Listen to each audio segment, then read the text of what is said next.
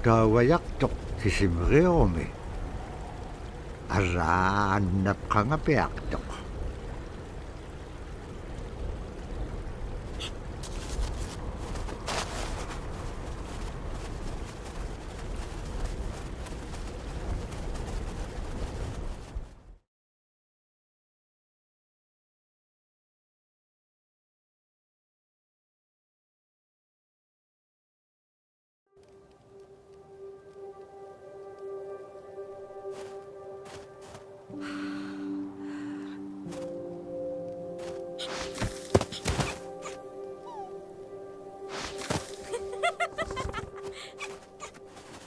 Kole ringay chok inyugunun. Terigan niya kakanibliko. Terigan niya tam na alatun ingitchuk.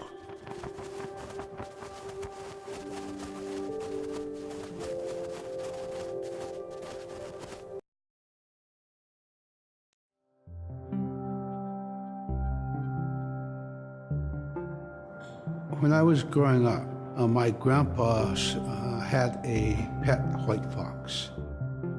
If you're a good friend with a fox, when there's danger abound, they try to keep you from getting into trouble.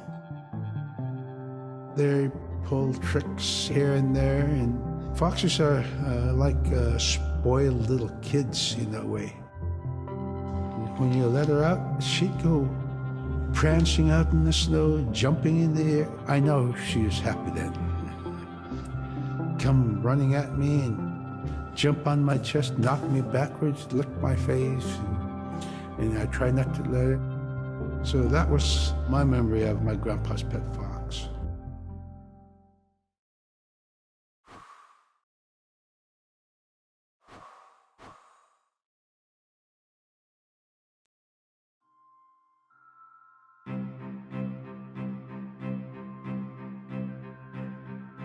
One of the things I think a lot of people need to understand is we aren't a museum piece.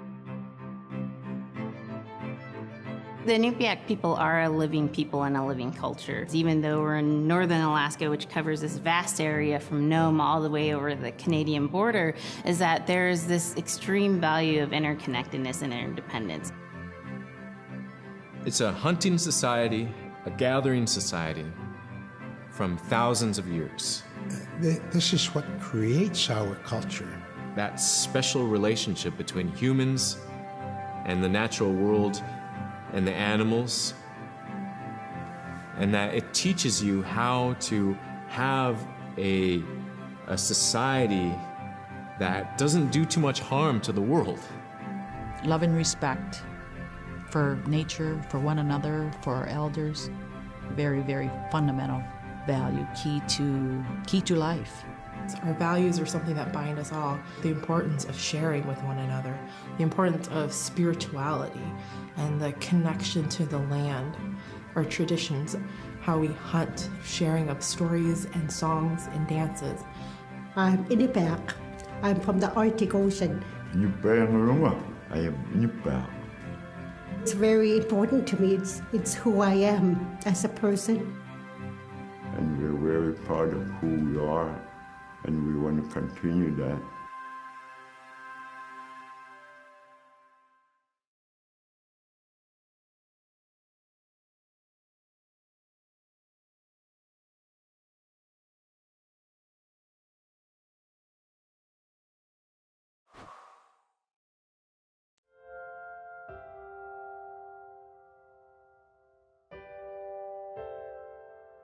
It'd be busy, busy, busy all through the day.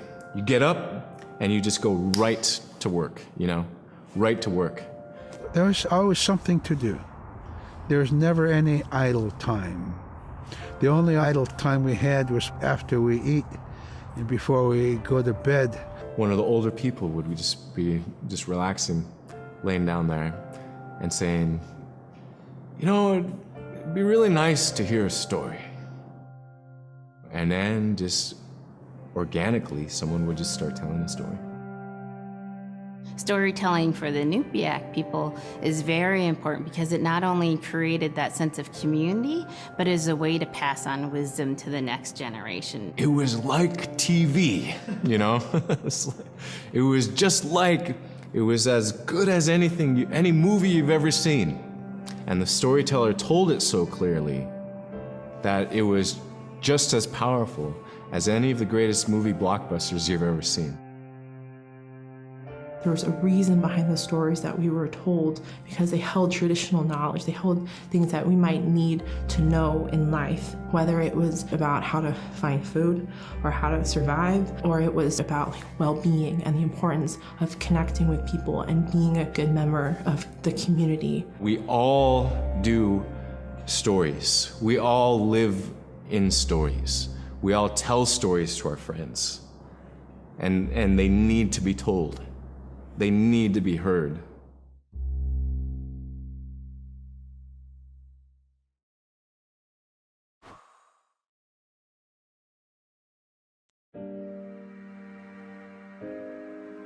So scrimshaw is this really beautiful method of art that's done either on baleen or ivory, and traditionally it was used to tell stories. Each etching is telling a story of some event. Caribou hunting was taking place. This is what was going on. War began around this time, and so it sort of gives you a timeline of history through etching. An elder or the person who carved it would literally be able to read the scrimshaw story. They're like reading a book, in a way. A lot of the storytelling traditions would be things that after the storytelling was done, we'd just rely on the next person telling it. And so scrimshaw is a very important way for Alaskan Native people to record their history.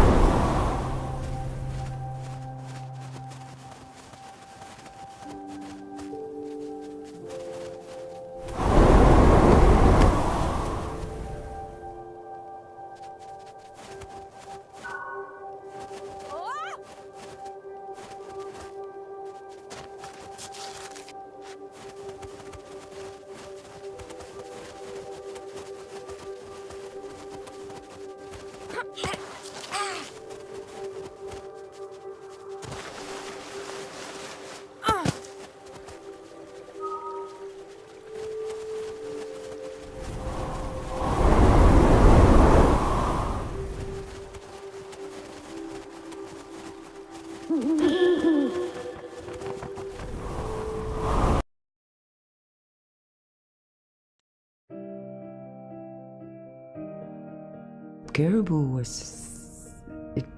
it provided for us in many ways. Our clothing in those days was made of all caribou skin. I grew up wearing caribou pants, mittens, caribou skin mattress, blankets. Some people had boots that were made with wolf leggings, sealskin sole bottoms. Baleen was shaved to make insoles. They kept us quite dry and warm as well. But the caribou skin clothing was the best. We would get as many yearlings as we could for our outer clothing. And for a heavy winter, we would get caribou in February or March because the hair was the longest and the skin was the thickest, and we would use those for our winter gear. With that stuff on, you could sleep outside in 50 below and it wouldn't bother you a bit.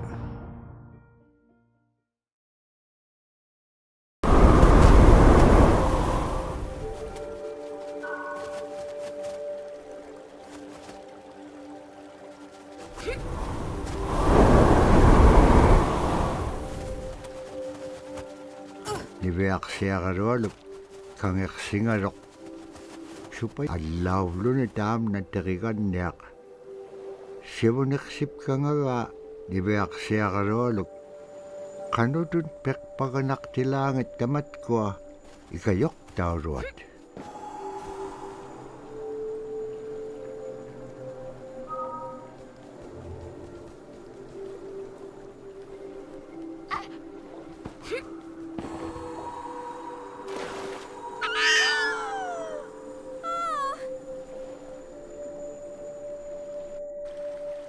Niveak siya karolok, kangek singarok.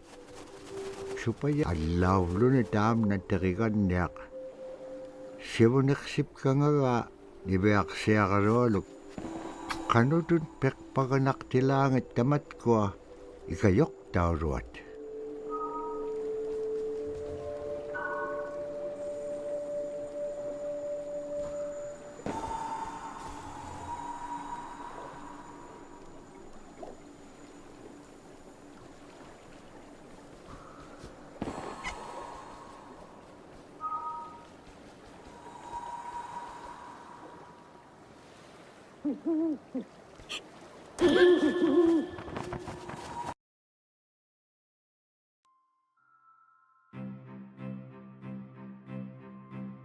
Sila is the weather.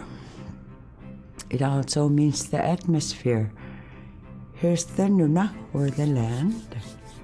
And it's anything from the land into the moon, the sun, the stars. That's Sila. It's a very spiritual, and we have a relationship with Sila. Sila has a soul in the same way we do as people, in the same way animals do. I think spirit helpers in and of themselves are really about how we're connected with things. And so it may be that there is a spirit helper that shows themselves as a bird to show you the way home, or it may be a spirit helper that actually decides to show themselves with the face and body of a man instead of their animal form. And so I think one of the things that's hard to understand is that it's not one way of seeing things, it's one way of knowing you're connected to everything. We've always had that spirituality of everything around us. It's the interaction you have with the air you breathe, the ocean that you gather resources from, the rivers from which you gather fish, the tundra from which you pick berries, the animals that give themselves. It's all of that.